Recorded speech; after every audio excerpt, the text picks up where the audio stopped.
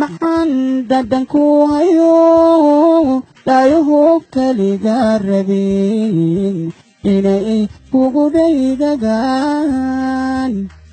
maxaan kugu dhololayo dhaguhu erayada maqliin ammaantu ku dheehan tahay dambaalaha caashaqa maxaan soo dhiibayo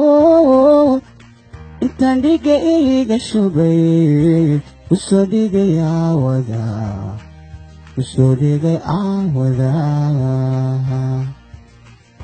jacaylku muxuu dhibciyo sidii ii dhalol igu da'o intan kaligay dhadhabay dhabtii ku umanaa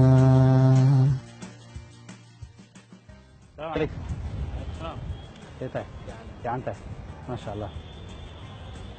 مياد آمنسن تهاي إن أفريقيا فبراير وياهي مالتي جعلك أدونك حديث هذا آمنسن تهاي ما وقتها مالتها سماشة أكتمي يا وقت الماشة اللي جسوا منجوري مالتها صح اللهم قعدري اللهم قعابا فلنتين دي هذا واقوم فلنتين وحها وذات كريستان ودين تي وعي جفافين شري قرن جيس عليتنا وقت جاء ودين تفافين شري دتك كريستان كواح حكومي شري بقر لورين شري كلوديوس بقر كاسي وحو قوان سو ساري إن دتك أنجورسن لما أنتو لو قدر عيدا كاسي ويقول إلى شد أوديسه وقت جاء فلنتين دي وحوارك عدالة الرأينا يا هاي دتك أنجورسن إن عيدا كلو قدره سادر هذا ذوق السمايي إنه سيهوس وجورسدو قبلها يرير يقرح لبضن لي markii ay shaacday oo arintiisi ay kor u kacday oo la ogaaday in ay arintaasi jirto ayaa boqorku wuxuu go'aan soo saaray in la dilo Valentin sidii ayaana lagu dilay haddaba maalinta loo bixiyay maalinta jacaylka adduunka ayaa ahayd xaflad jaahiliyadii ee dadka Christmaska xusi jireen taas oo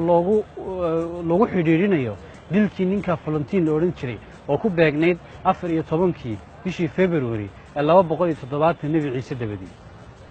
Valentin hadda wuxuu ku aasan yahay kaniisadda Products loo yaqaan ay ku taal magaalada Roma laakiin waxa la sheegaa habeenkii la dilayay oo ku beegnayd 14 February inuu u qoray warqad gabadh uu waxbari jiray oo la oran jiray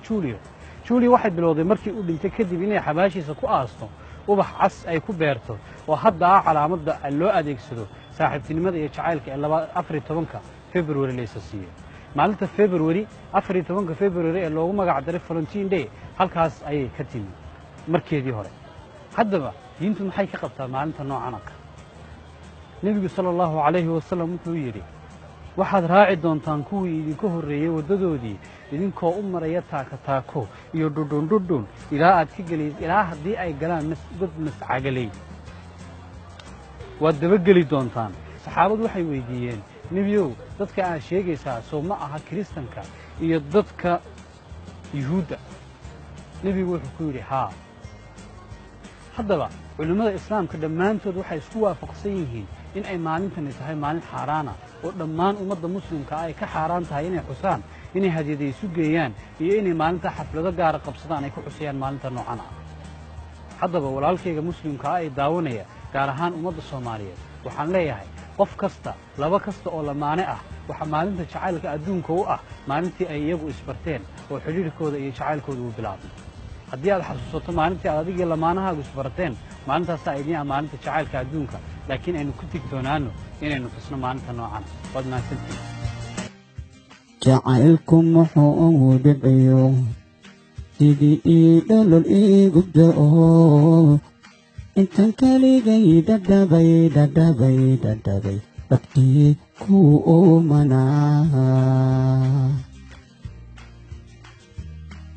عذاب روحي الفيوم وذي شركة قالوا لما أنتوني ذبائنان كهلا شرفي ديني